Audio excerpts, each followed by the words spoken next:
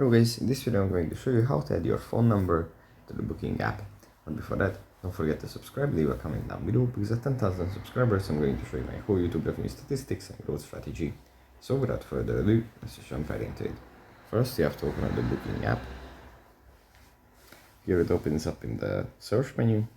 From here, you just have to go into the profile menu, then tap on manage your account, then tap on personal details, scroll down and then tap on phone number.